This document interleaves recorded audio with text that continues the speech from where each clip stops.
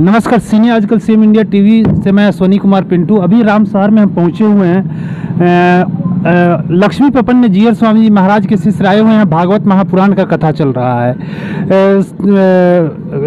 कथावाचक के रूप में आपके सामने व्यास गद्दी पर विराजमान है।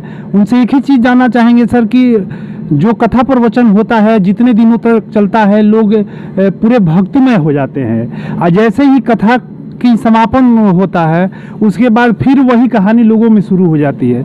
कथा प्रवचन के दौरान जो मानसिकता हमारे अंदर आती है, जो जिस तरह का भाव हमारे अंदर है, वही हमेशा विराजमान रहे, इसके लिए गृहस्थ आश्रम में लोगों को क्या करना चाहिए? संसार, यह संसार है। इस संसार में दो प्रकार की भक्ति होती है।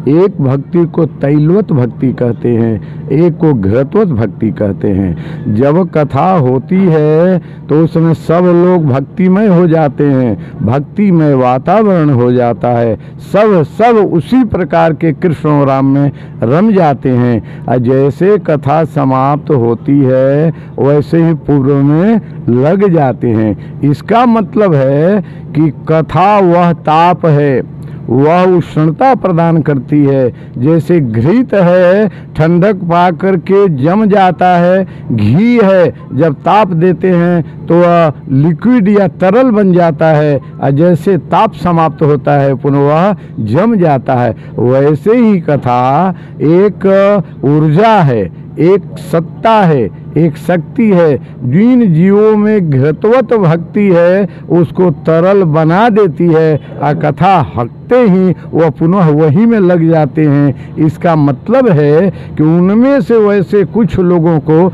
घृतवत भक्ति से यह कथा तैलवत भक्ति में लाती है कि तेल को गर्म कराने के लिए नहीं करना पड़ता है, वह भक्ति बने रहते हैं। इसीलिए संत जो होते हैं गृहस्थ आश्रम में जो साधना में रत रहते, कथा में रत रहते हैं, मानसिकता है उनकी धार्मिकता की, लेकिन संत के नहीं रहने के कारण, नहीं आगमन के कारण पुनः घृत के समान जम जाते हैं। इसलिए संत घूम घूम करके जगाते रहते हैं कि गृहस्थों की भक्ति घी के समान जम न जाए, तैलवत बना रहे। इसलिए परम पूज्य आस्था के स्तंभ तप की सीमा परम पूज्य जीयर स्वामी जी एक दिन भी कहीं बैठते नहीं है, 7 दिन से ज़्यादा कहीं रहते नहीं, 5 दिन से ज़्यादा कहीं नहीं रहते। पूरे गृहस्थ समाज को, गृहस्थ आश्रम को जगाने का काम कर रहे हैं, क्योंकि यह गृहस्थ आश्रम अगर समर्थित रहेगा, सबल रहेगा, तभी सभी आश्रमों की सुरक्षा होगी। क्योंकि इसी आश्रम से सभी आश्रमों का पालन पोषण और संवर्धन होता है। गृहस्थ आश्रम अगर स्वस्थ नहीं होगा तो भारतवर्ष के रूप में दिखलाई नहीं पड़ेगा। इसीलिए संत ये निरंतर प्रवचन चलता रहे, कथा चलता रहे। ये संसार की वृत्ति ही है कि यही सर आवत अति कठिनाई, अबिनु हरि कृपा आई न जाई। इसलिए यह 7 दिन के जो हमारे अंतर्गत प्रवृत्ति है, 7 दिन में जो धार्मिक हमारी गति बनी है, यह गति अस्थाई हमारी बनी रहे। इसलिए श्रीमद् भागवत का यह अनुष्ठान होता है। यह 7 दिन के अंतर्गत जो हमारे में भक्ति भाव आता है, इसको अस्थायित्व प्रदान करने के लिए 7 दिन की भक्ति, 7 दिन की भक्ति हमारे जीवन में बनी रहे, क्योंकि 8वां दिन होता ही नहीं है। इसलिए श्रीमद् भागवत का सप्ताह यज्ञ का अनुष्ठान किया जाता है। मान लीजिए इतना कथा होने पर भी इतनी अधार्मिकता, अनैतिकता, अनाचार बढ़ रहा है। अगर नहीं होता तो क्या होता? लोग कहते हैं कि थाना बढ़ रहा है, अपराध बढ़ रहा है। मान लीजिए कि इतना थाना बढ़ रहा है तो इतना अपराध बढ़ रहा है, तो क्या थाना को बंद कर दिया जाए? क्या थाना को नहीं रहने पर अपराध घट जाएगा? नहीं, ये थाना रहने पर इतना हो रहा है। इसका मतलब है जिस दृष्टि से, जिस दृष्टिकोण वाले लोग हैं, वो जिस मात्रा से अपराध में बढ़ रहे हैं, उस मात्रा में इनकी संख्या कम है। अर्थात वैसे ही जिस गति से कलयुग का भाव ही है, कलयुग का संबल ही है असत्य, कलयुग का संबल ही है हिंसा, कलयुग का संबल ही है धूर्तता, कलयुग का संबल ही है मिथ्याचार। यह कलयुग ने वरदान मांगा था राजन परीक्षित से। कलयुग इन 4 स्थानों में रहता है और उन स्थानों के दूर करने के लिए, अलग करने के लिए ये श्रीमद् भागवत की दिव्य कथा का संतों के द्वारा गृहस्थ आश्रम में आयोजन किया जाता है, जिससे कि अंधकार जीवन का दूर हो सके और प्रकाश फैल सके।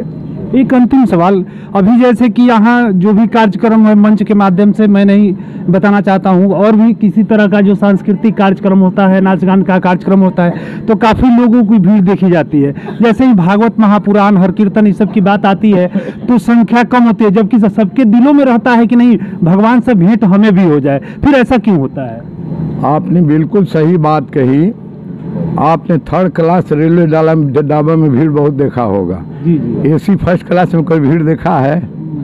AC फर्स्ट क्लास में है। यही सरावत अति कठिनाई, सब इस स्थान पर नहीं आ सकता है। बड़े भाग्य मानुष तन पावा, सुर दुर्लभ सदग्रंथन गावा। ये बड़े भाग्य वाले यहाँ लोग आएंगे, सब नहीं आ सकता है। जन्म जन्मांतर का जिसका पुण्य इकट्ठा होगा, गुरु गोविंद का जिस पर आशीर्वाद होगा, यह इस यात्रा का तरफ आगे बढ़ सकेगा, आ सकेगा। इसलिए सर्वोत्कृष्ट सर्वोत्तम साधन है और बड़े बड़े बड़े अनुष्ठान ये प्रभु को मिलाने वाला है। ये जगत पति से मिलाने वाला अनुष्ठान है, जगत में उलझाने वाला नहीं है। सहज प्रश्न का समाधान सब कर देता है।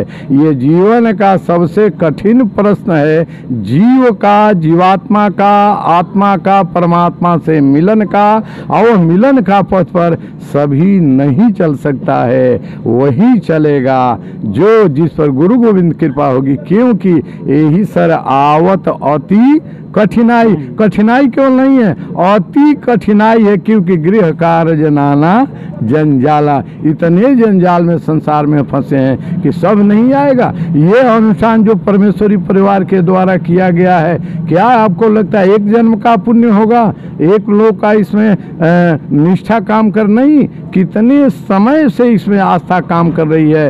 तब राम शहर में इस श्रीमद् भागवत का कथा का आयोजन हुआ है।